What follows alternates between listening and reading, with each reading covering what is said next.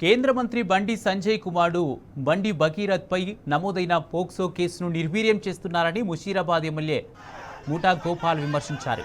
Minor బాలిక పట్ల అసభ్యంగా ప్రవర్తించిన భగీరథ్ను వెంటనే అరెస్ట్ చేయాలని డిమాండ్ చేస్తూ రామ్నగర్ చౌరస్తాలో బండి సంజయ్ దిష్టిబొమ్మను దహనం చేసి రాస్తారోకో నిర్వహించారు.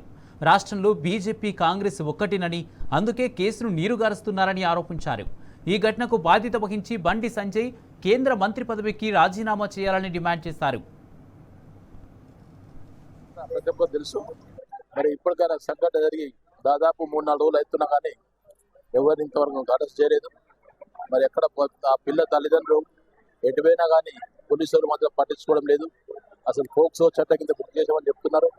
నిన్న ప్రధానమంత్రి గారు వస్తున్నారని చెప్పేసి ఏదైతే పేట్ బషీరాబాద్ పోలీస్ స్టేషన్లో మరి పిల్లల తల్లిదండ్రులు పిలిపించి ఏదో తూతుంబాల కింద కేసు బుక్ చేసి అది బెయిలబుల్ కేసు బుక్ చేసేసి వాళ్ళని కాపాడుకోవడానికి ప్రయత్నం చేస్తున్న సంగతి తెలియపరుస్తున్నారు.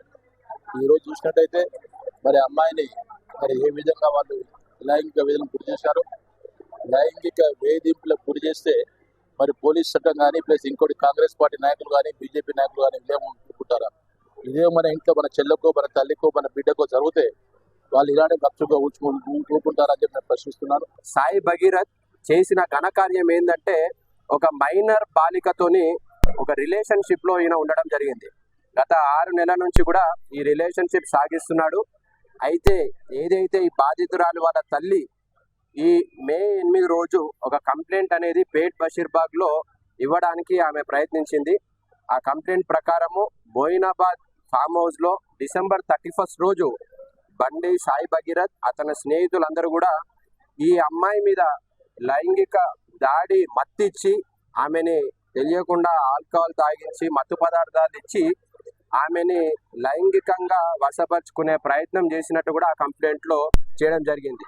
ఈ అందరికి ఎవరైతే మైనర్ బాలికలు ఉంటారో బాలికలు కానీ బాలురు కానీ వాళ్ళకి ప్రొటెక్షన్ యాక్ట్ పోక్సో కింద ఒక ప్రొటెక్షన్ యాక్ట్ అనేది భారతదేశం మన కాన్స్టిట్యూషన్ మన ముందుంచింది.